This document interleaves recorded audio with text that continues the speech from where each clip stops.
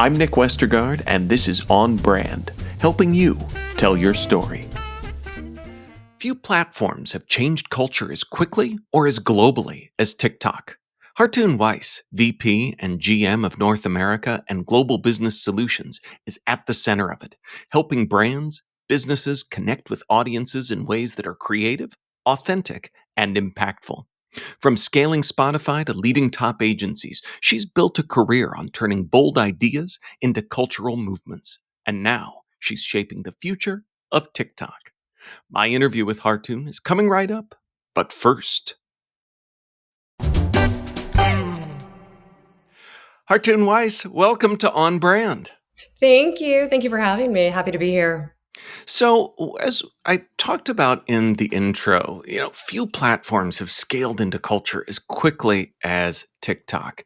From your seat, what makes TikTok such a different kind of brand builder compared to other media platforms? Well, thank you first of all for the kind words. We have been building for only a few years, but it feels like an eternity. And we're really proud of the work that we've been doing here. TikTok is a world unlike any other that I've personally ever seen before, or probably most people have ever experienced in the world of brand marketing. Culture is made here, culture starts here, and it moves incredibly fast. So I think what makes us different is that we can have business impact and be a growth engine at a faster scale than anybody's seen before. And it comes from a really authentic place of a community and a place where brands can sit and be part of rituals, everyday behaviors, and truly drive that kind of local level resonance that makes marketing so great and TikTok such an authentic platform to do it on. So it's never been a better time to be part of this. And we're just thrilled to be here for this ride. So, as I think about brand and TikTok, it makes me think that your role is especially unique because you've got your role in both stewarding TikTok's own global brand and helping brands build theirs on the platform. Do you ever find these dual roles intersecting? Every day. I think one of the things that we get to do here that we're really proud of is that no matter what your brand is looking to accomplish, whether it's to have an organic presence or to drive a paid product and service of your own business, there is a solution here and we are a place for you. This has never been a more opportunistic time to be on the platform. So we are consultants. We are consultants for how brands can and should show up amongst their community and the net new community TikTok brings them. As much as we are sitting there trying to be consultants for how can we help accelerate your business, everybody's already transformed it. The pandemic did that for us. If it forced us all into that, TikTok is the accelerant of the business. And so they have to intermingle and become codependent every single day because that's the expectation of the user post the pandemic. And it's been the constant behavior that we see on the platform for over a movie's length of time daily in the US and for at least 170 million people when I wake up. And it has been a strong impact for our businesses and brands. So we're here for any kind of pivotal need state that they're ready and hopefully looking for. So, we talk a lot about storytelling here on the podcast. And one thing that's really different is traditional brand storytelling, we assume, takes a lot of time and space. How do you advise brands to tell stories in 6, 15, or even 30 seconds? You know, it is not necessarily about the ads anymore. We tell brands that they have an incredible array of assets. And they always have, right? Brand building and brand equity has always been about packaging your message, your colors, your mnemonic devices, and putting it into a perfect ecosystem. But the TikTok community doesn't necessarily need those kinds of frameworks of 6-second, 15-second, 30-second. They've broken the story arc. Our audience base has genuinely changed the problem, product, solution framework of advertising, which we all grew up on. Nick, I'm Yeah. sure you grew up on that as well, into I need to just see a color. I need to hear a sound. I need to have my pleasure paid back to me as a cue that a customer service representative delivers for that brand constantly. These are things that are assets that make beautiful brand building, and they are full platforms on communities and among communities like TikTok. So what we tell people is don't get locked in, unlearn what it is that you've had to learn about classic marketing.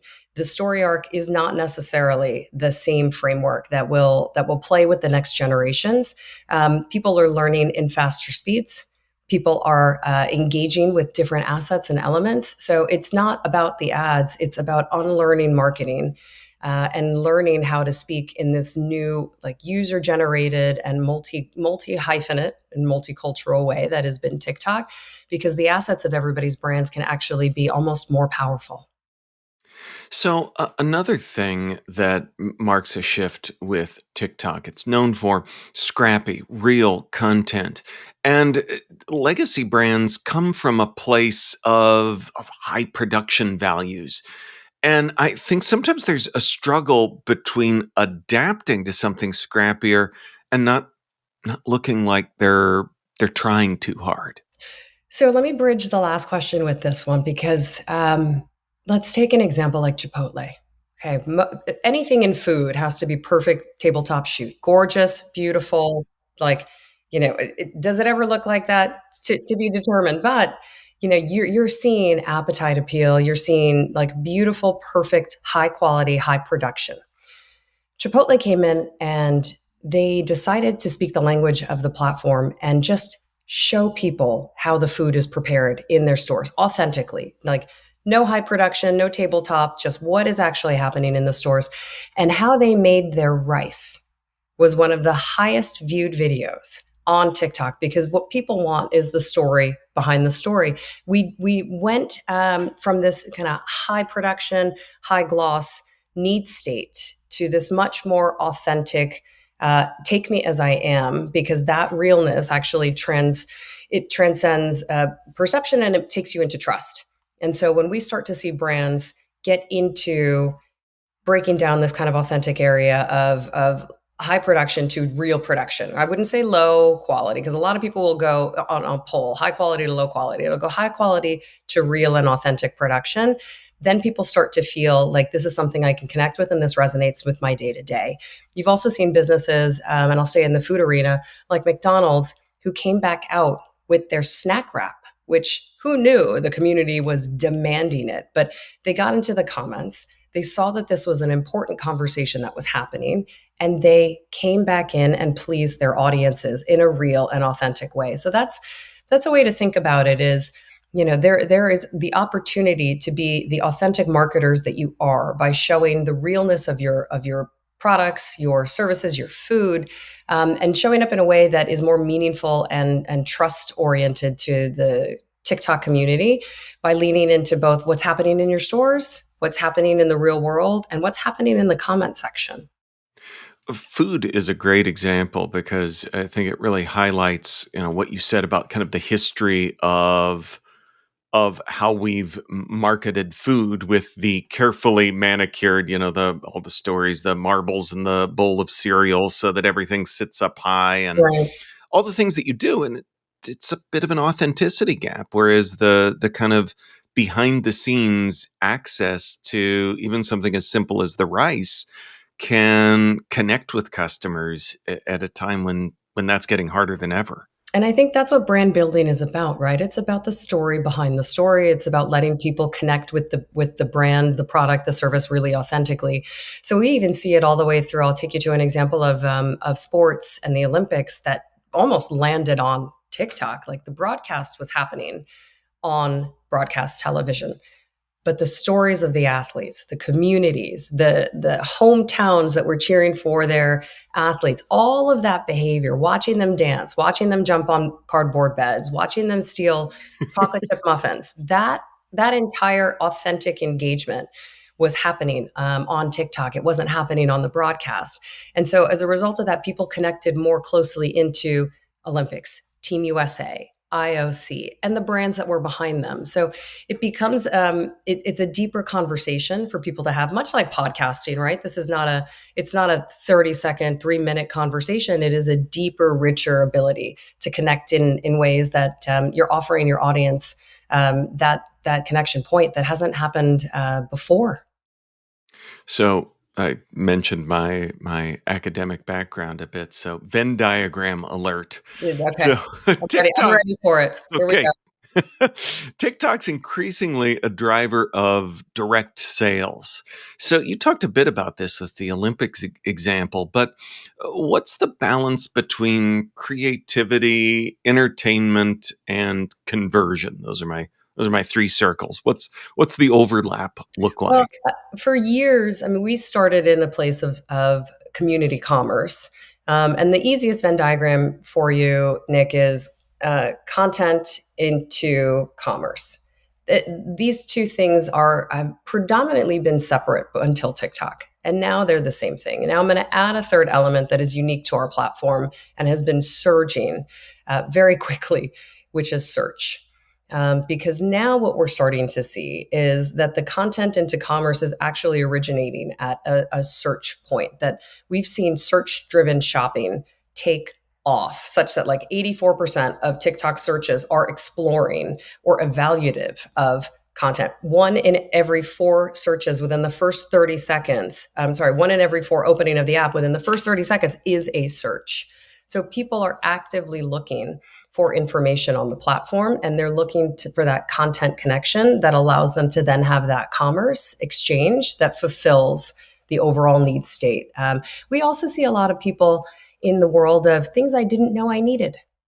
And so all of a sudden, TikTok has now become an incredible discovery engine. And, I'm a big Amazon shopper. My husband yells at me at how many boxes show up at my door. He's like, enough already. We are not a recycling center. But it's because there were a lot of things I didn't know I needed. And when you have over half of your audiences saying that they discovered something on the platform because of the content that was being served through the algorithm, because the algorithm is based off of content, it's not based off of social. That discovery engine, fueled and coupled with the search behavior that everybody's naturally doing outside of normal search channels, has turned into these really satisfying commerce initiatives. And brands have never had a better opportunity, but more importantly, they are leaned in.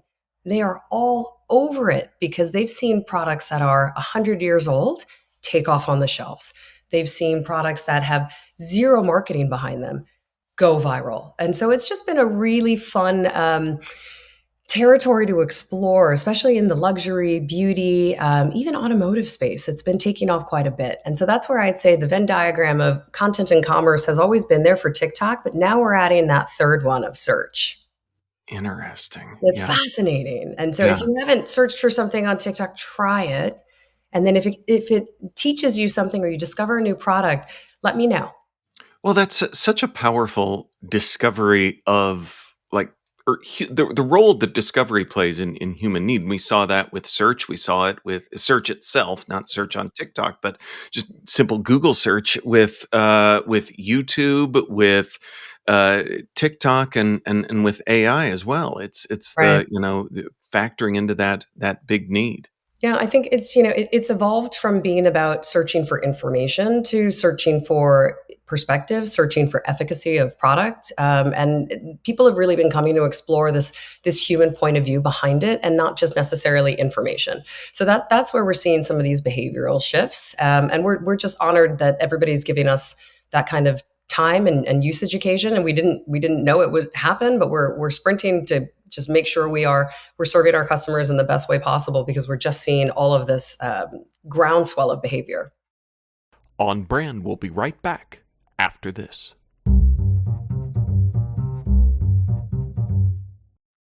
Now, back to the show.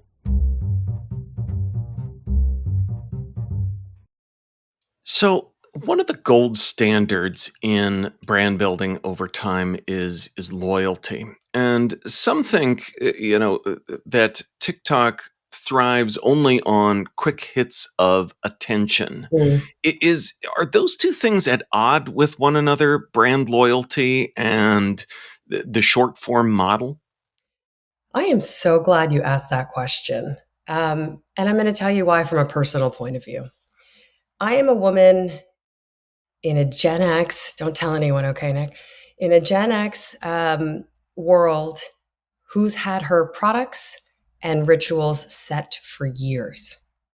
And now I am buying products I have never considered. and didn't know I needed for the first time after one content creator who felt or looked like me, or had my skin, or had the same hair issues. I am now making purchases off of people and products I have discovered, which in traditional marketing terms is impossible to do. It's impossible to change behavior and rituals, right? We've all been trained that that is an impossible thing and it costs way too much money to acquire a net new customer who's set until TikTok. Now, the purchases that people are making, the introductions of net new brands, all of this is possible and it is happening. And so incrementality is a word that we are not only tasked with, but we talk about quite a bit because we have been bringing net new audiences to brands of all ages, because it's not necessarily about what the product and the service can do. Is how is the information and the efficacy of it served to me? Can I change behavior? And is that behavior change possible through a connection with a creator? And I'm literally telling you, half of the products in the boxes that are coming in through my door are net new products I never, ever knew I tried. One of them, for example, was the number 7 product because it was for women of a certain age. And I see number 7, it's in a Dwayne Reed here down the road from me in New York City. This is not something that I normally would have ever considered. Now it is something that is carried with me on trips in different places in my rituals and routines because it serves a need state that I never knew I had. So brands really need to think about how much more we need to bust paradigms of who we can connect with and how many people can become customers because of content and creator discovery.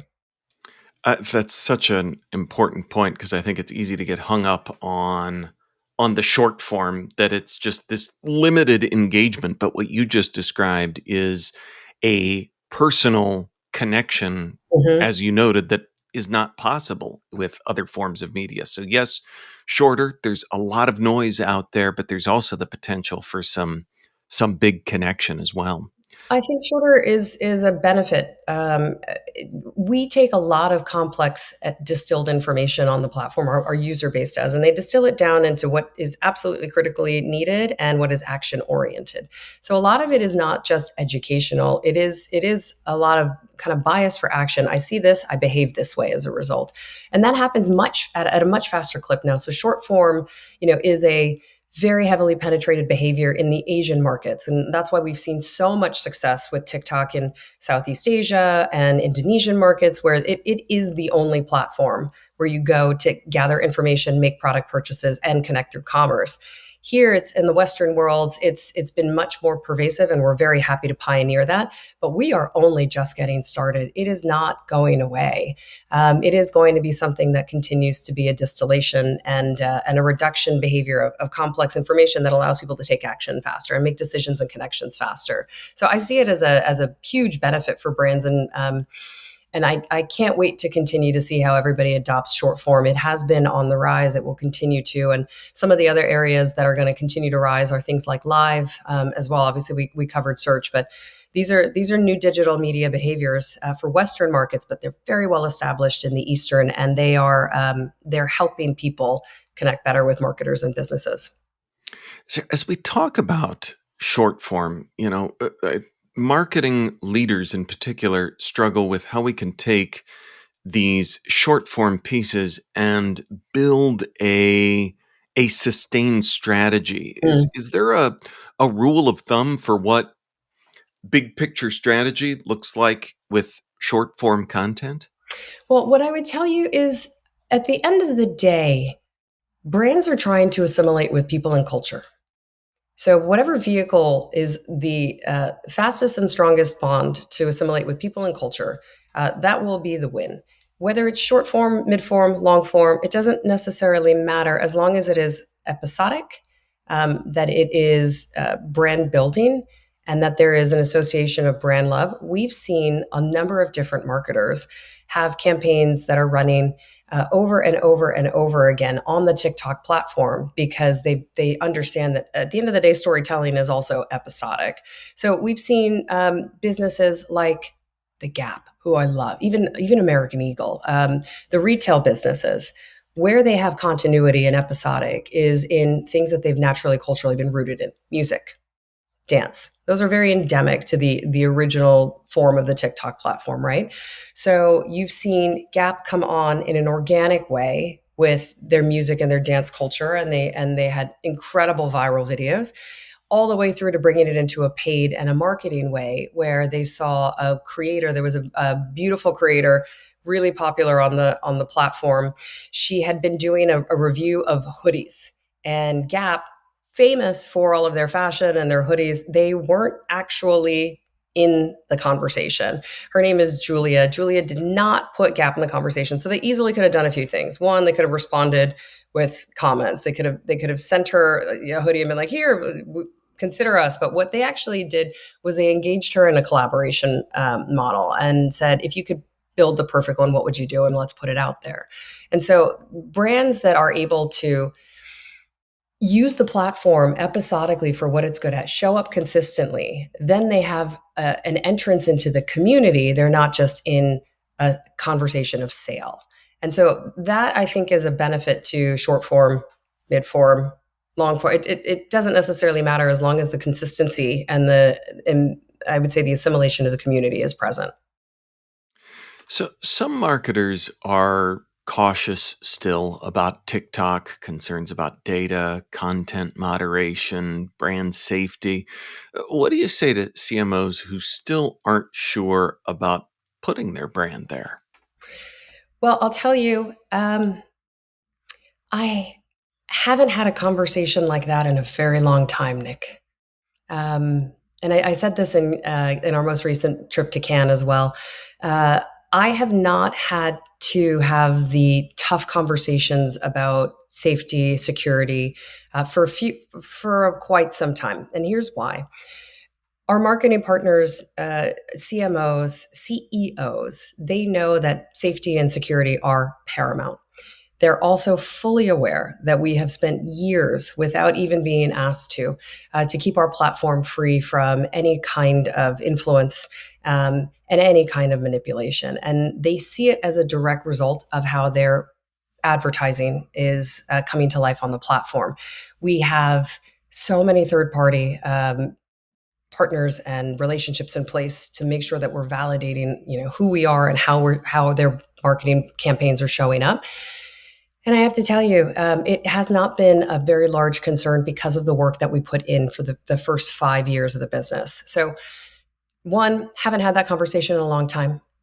Two, haven't had any incidents in a long time that would cause any of that concern, because once we did put the infrastructure in, it has been serving all of us well and worldwide for a very long time. So we're feeling really good and really confident. I'd say the better part of the conversations that we have are not concerns around safety, security, data. They're actually more around, how can I scale my search business? How can I scale my commerce business? How can I continue to have TikTok be my growth engine?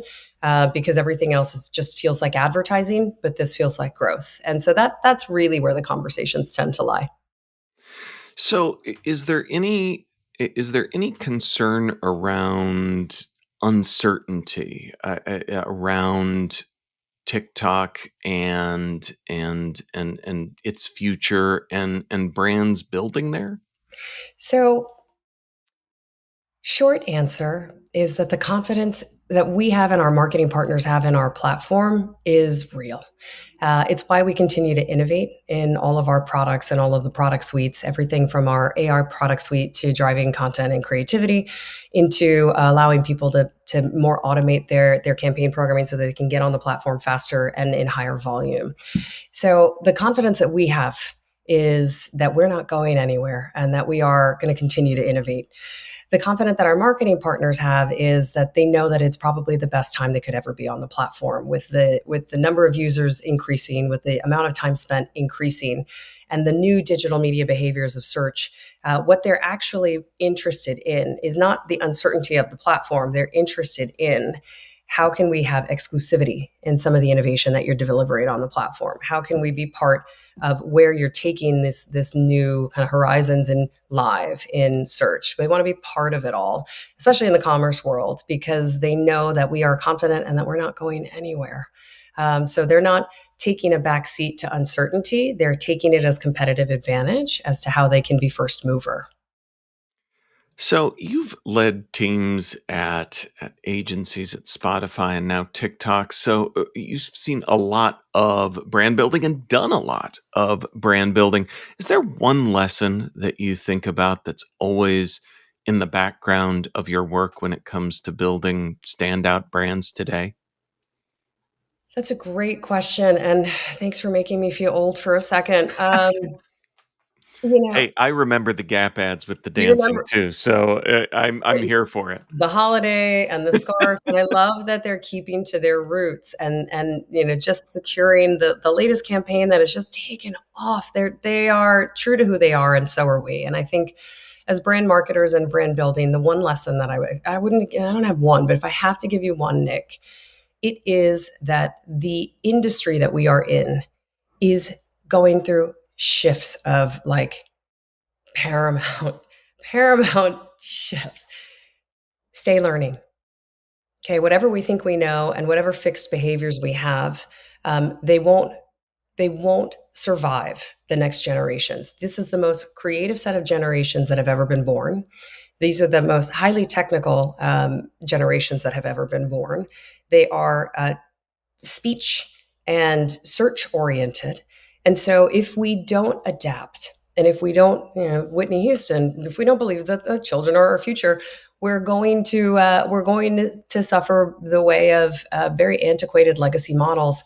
And the rise of technology and the rise of the types of businesses that are coming up, if we're not staying learning, what they're looking for the most part, is how can I apply these tools? How can I apply this technology? Teach me, help. I don't have the time to learn. I don't have the staff that has the qualifications. You're a tech company. They don't want us to be an agency. They don't want us to be a creative production company. They want us to be a technology partner that accelerates. So stay learning. This is a very high innovation time that we're living in, and count on partners like TikTok to be that tech partner because we're all under investment of the technology, and it is nothing is fixed. Well, your answer makes me smile. Now it's my turn to ask you, Hartoon, for a brand that has made you smile recently.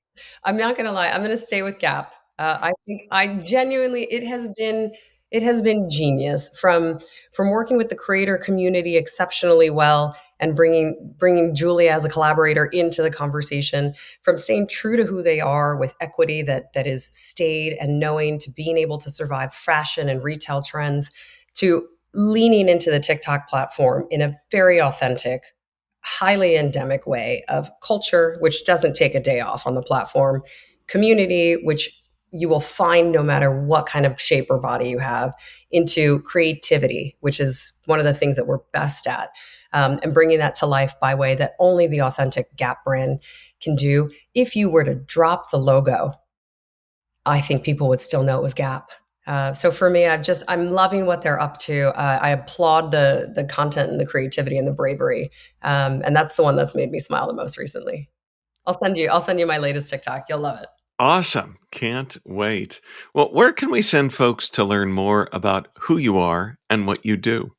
Well, I'd say please always go to TikTok and TikTok for Business to learn more. Me, I am just a humble servant of our community and our user population.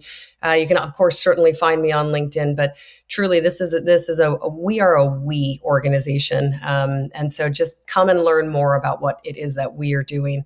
The future is bright. We're so excited for our innovation. We're not going anywhere, Nick. And TikTok for Business is where you can find us. Awesome. Well, we will link up to that in our show notes, which folks can find at onbrandpodcast.com. Hartoon Weiss, thanks for being on brand with us. Thank you, Nick.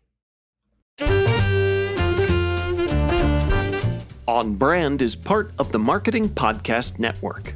If you like what you're hearing, if we've made you smile, you can always listen free on Spotify, Apple Podcasts, or whatever your favorite platform may be. And please take a moment and rate and review the podcast to help others find the show. Until next week, I'm Nick Westergaard, and I'll see you on the internet.